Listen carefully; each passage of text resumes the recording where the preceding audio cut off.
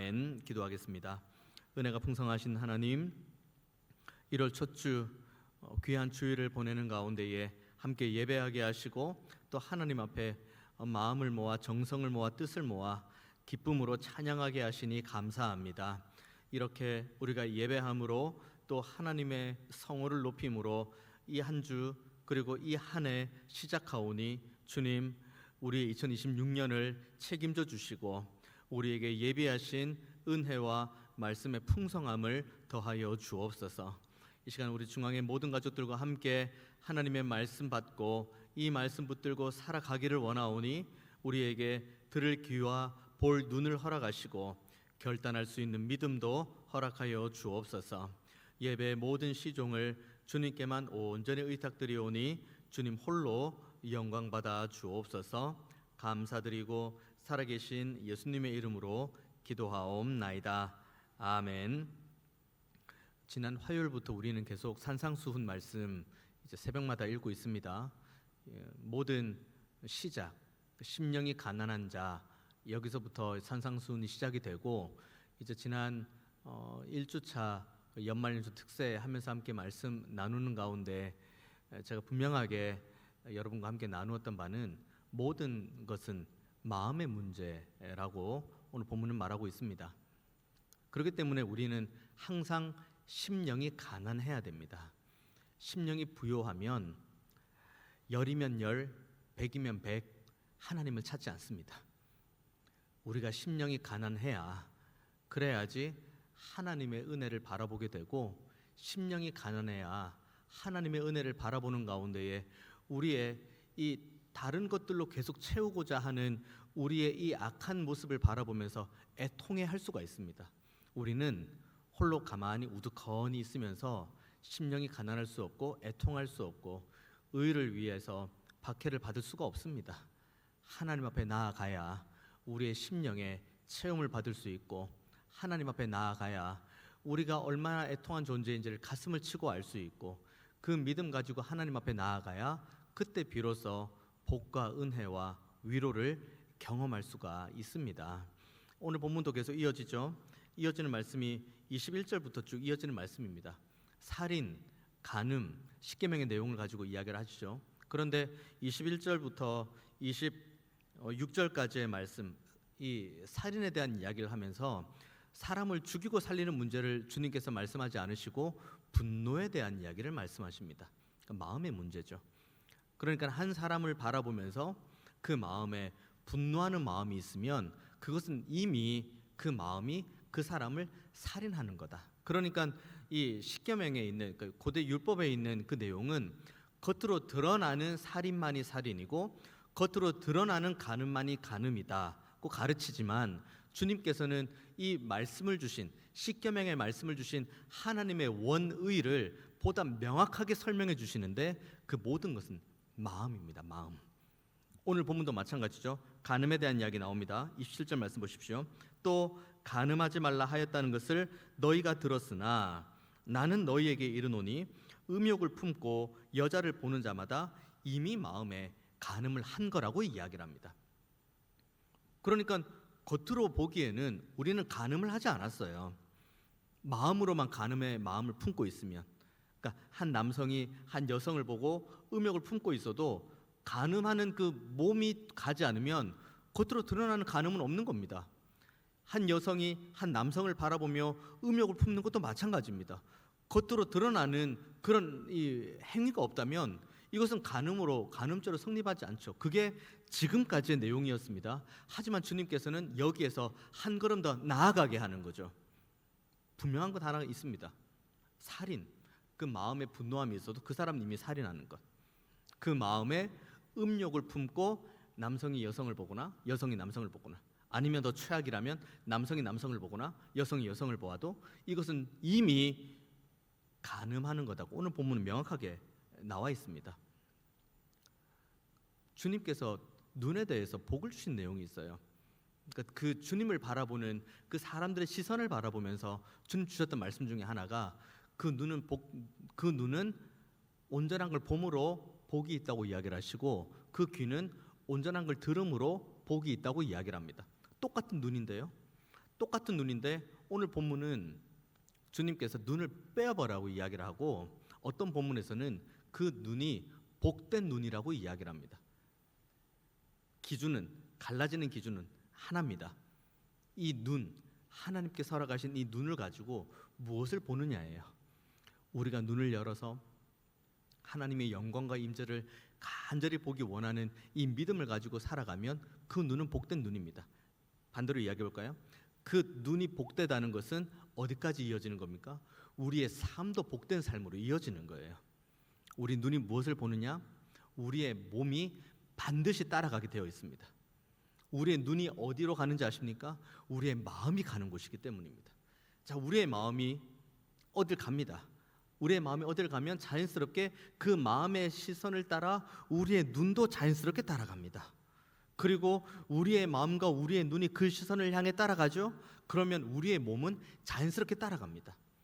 우리의 마음이 주님을 향하고 있다.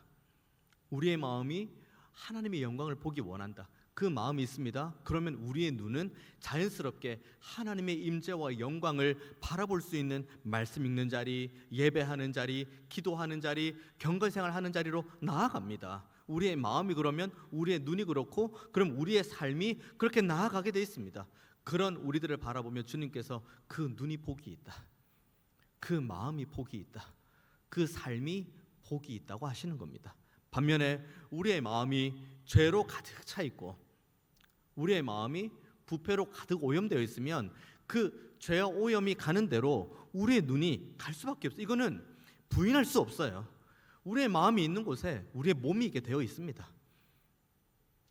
그래서 우리는 다른 사람은 다 속일 수 있을지는 모르겠습니다만은 먼저는 하나님을 속일 수가 없고 그 다음 우리 자신을 절대로 속일 수가 없습니다.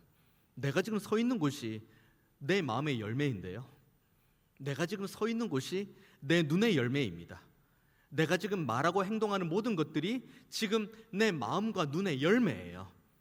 내가 지금 하나님을 정말 사랑하는 자리에 있는가? 그러면 내 마음과 눈이 하나님을 앙망하는 것에 대한 이 열매예요.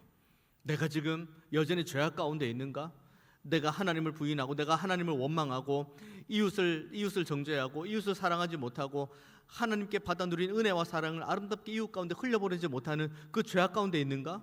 그러면 우리는 우리의 마음에 아무리 우리의 입술이 천사의 방언과도 같은 그런 믿음의 고백을 한다 할지라도 우리의 마음의 열매가 우리의 삶을 통해 드러나는 건 절대로 속일 수가 없습니다. 그래서 마음의 문제를 주님께서 분명히 지적하신 다음에 29절 보십시오. 만일 내 오른 눈이 너를 실족하게 하거든 빼어버리라. 내 백체 중 하나가 없어지고 온몸이 지옥에 던져지지 않는 것이 유익하며 하고 눈 문제로 끝나지 않으시고 30절 말씀 보십시오. 또한 만일 내 오른손이 너로 실족하게 하거든 찍어내버리라. 내 백체 중 하나가 없어지고 온몸이 지옥에 던져지지 않는 것이 유익하다. 처음에 눈으로 시작해요. 그 간음하는 것, 음욕을 품고 누군가를 바라보는 그 눈에 대해서 먼저 이 본문을 시작을 하고 그 다음에 29절은 눈을 빼어라고 이야기합니다. 눈과 마음과 간음에 대한 설명만 하실 거라면 눈에서 끝났어야죠.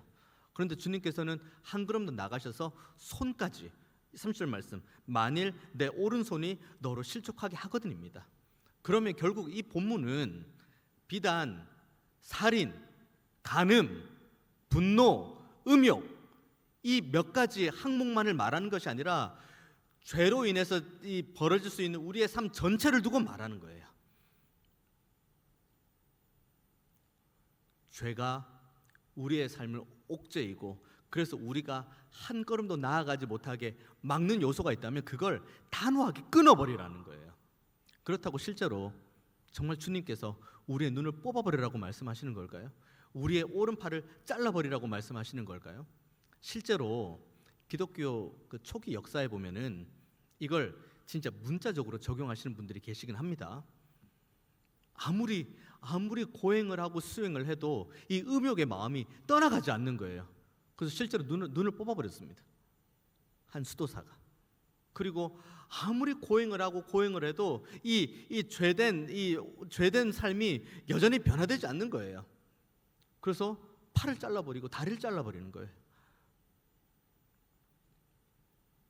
눈을 뽑고 팔다리를 잘라서 죄에서부터 자유로워질 것 같으면 기독교 역사가 이렇게 진행되지는 않았을 겁니다.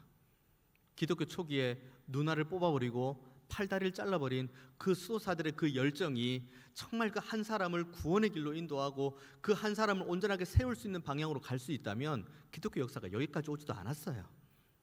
어떻습니까? 그렇게 팔다리를 자르고 눈알을 뽑아버린 그 수도사의 생활 이후에 중세 교회 역사가 시작이 됩니다. 밝고 찬란한 교회 역사입니까?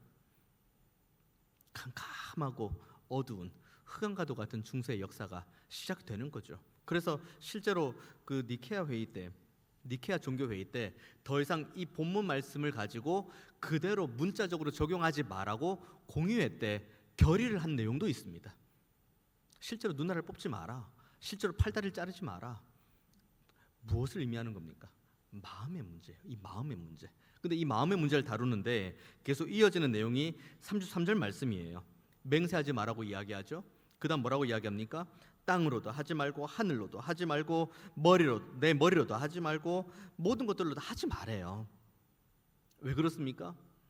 우리가 예를 들어 맹세하는 모든 것, 내가 하늘을 두고 맹세한다. 보통 맹세할 때 우리 뭐 두고 맹세합니까?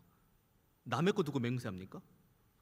우리 보통 맹세를 그냥 쉽게 맹세를 하면 남의 거 가지고 맹세하지 않아요. 내 거 가지고 맹세하죠. 내가 뭐 예를 들면 뭐 내 계좌에 있는데 얼마를 가지고 내 맹세한다.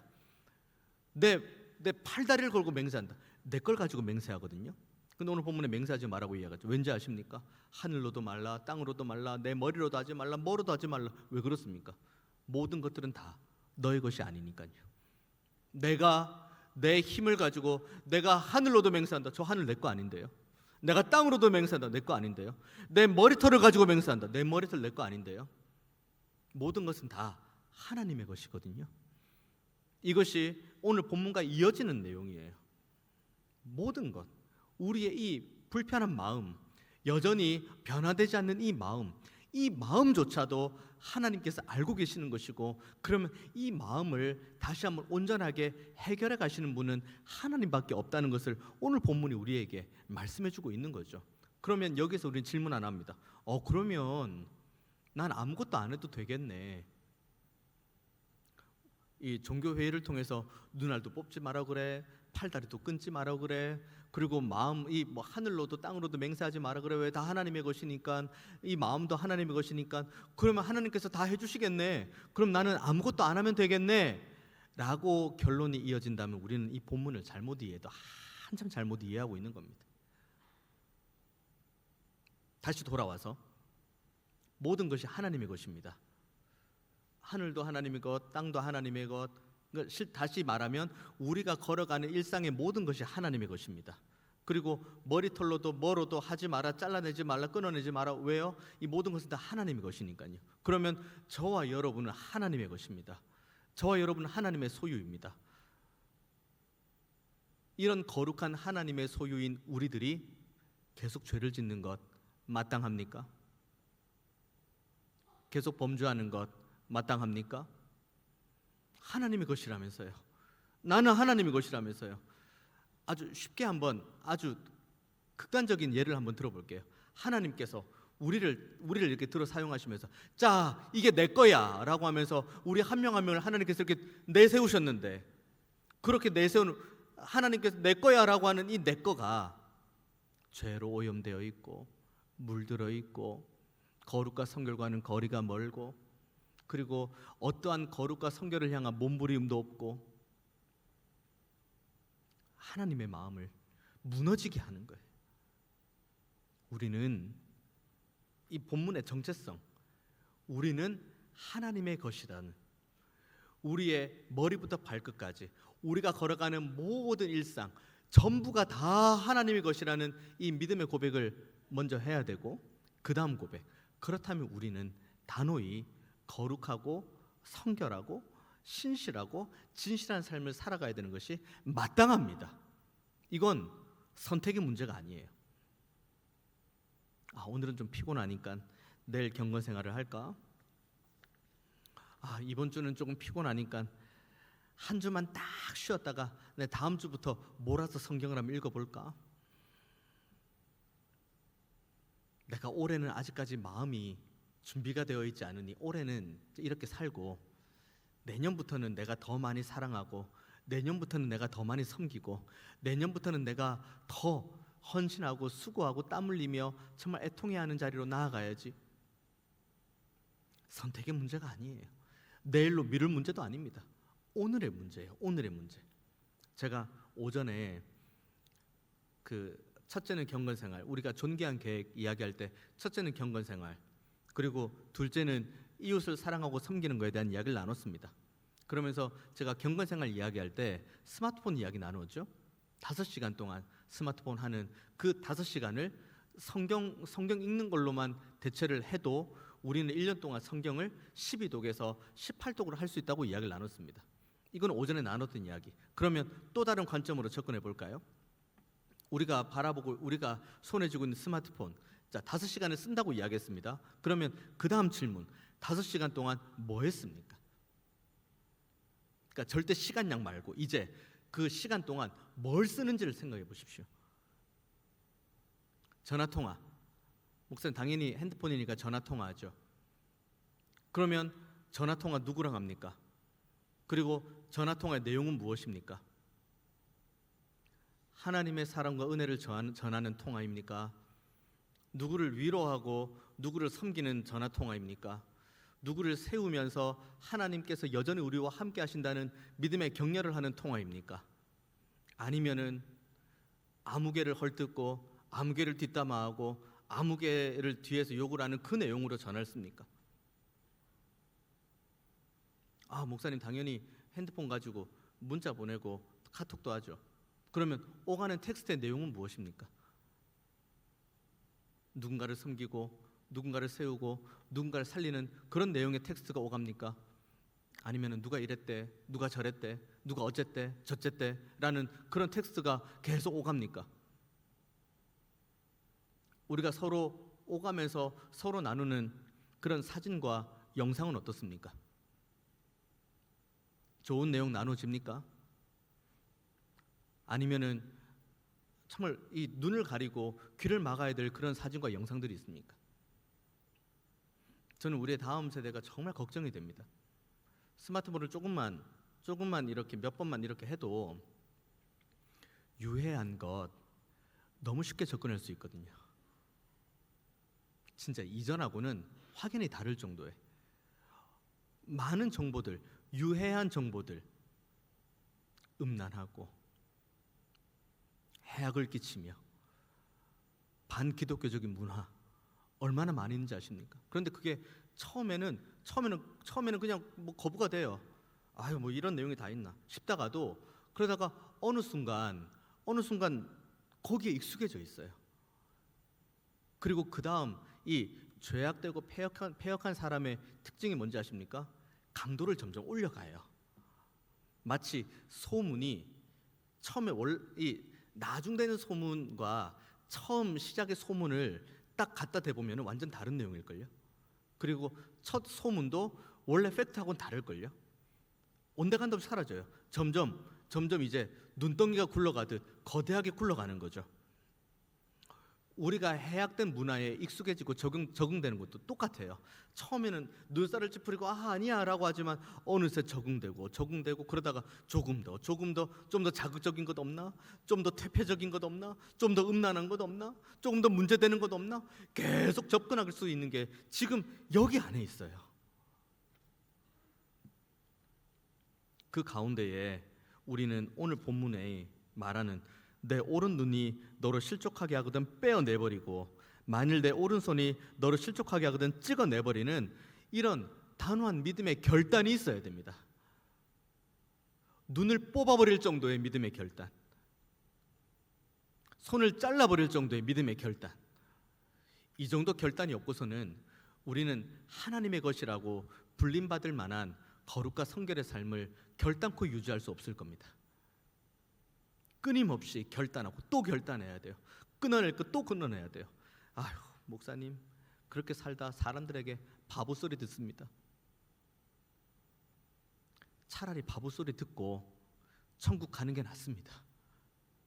너 그것도 알아? 너 그것도 알아? 대단한데? 얼리 어댑터인데? 인플루언서인데? 라고 하다 지옥 가는 것보다 바보 소리 들으면서 천국 가는 게 훨씬 낫습니다. 제가 요즘 듣는 말 중에 가장 기분 좋은 말이 뭔지 아십니까? 목사님 이것도 모르세요? 전 이 얘기가 제일 기분 좋아요. 저는 더 모르기 원해요. 다 끊어내버리고 싶어요.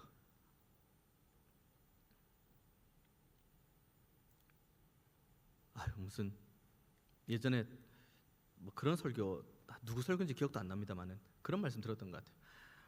무슨 저렇게 인터넷을 끊고 무슨 사회와 저렇게 단절되고, 목사가 저 정도의 능력도 없고 저렇게 끊어낼 만하나?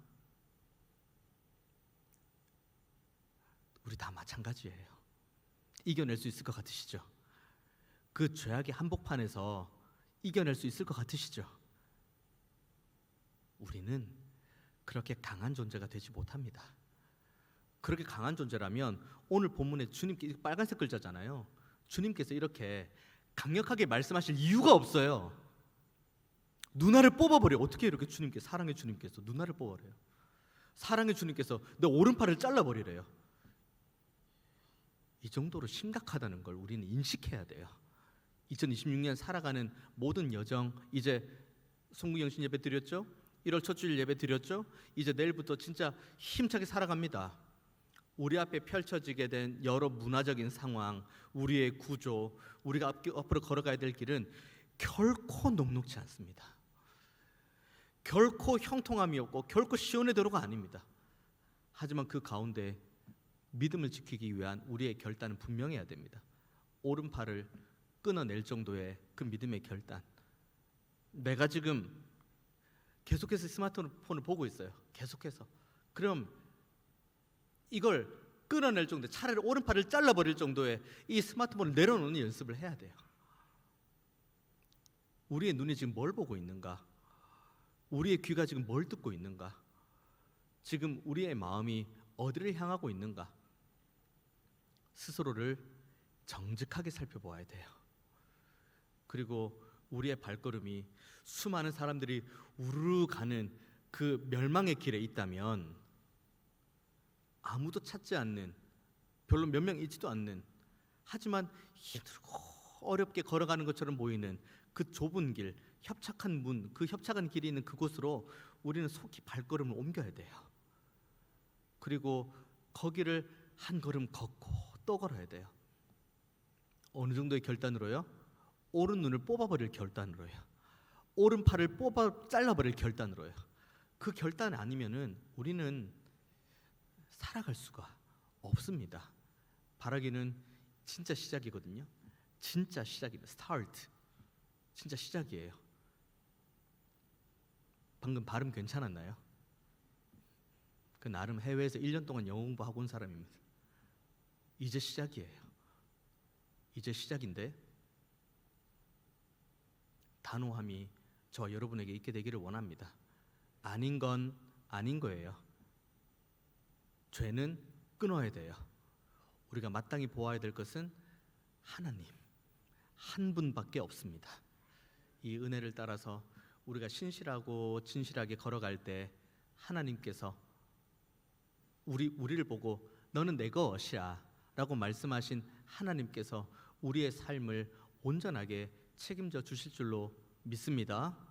이 믿음을 가지고 한 걸음 한 걸음 하나님과 함께 동행하며 은혜 가운데 걸어가는 우리 모두가 다 되기를 원합니다. 산상순 이후의 내용 궁금하시죠? 내일 새벽에 오십시오. 내일 새벽 계속 이어서 이후의 본문 가지고 함께 말씀을 나눕니다. 함께 산상수훈의 말씀이 우리의 삶에 완전하게 체득되어서 우리의 온 몸과 마음이 변화될 때까지 믿음의 길, 순례의 여정을 계속해서 걸어가는 저와 여러분 모두가 다 되시기를 주님의 이름으로 축원드리겠습니다. 기도하겠습니다. 은혜가 풍성하신 하나님, 하나님 앞에서 간절함이 있게 하시고 죄 앞에서는 단호함이 있게 하여 주옵소서. 결단함으로 끊어버림이 있게 하시고 믿음을 가지고 하나님만 바라보는 은혜의 영광이 있게 하여 주옵소서. 감사드리고 살아계신 예수님의 이름으로 기도하옵나이다.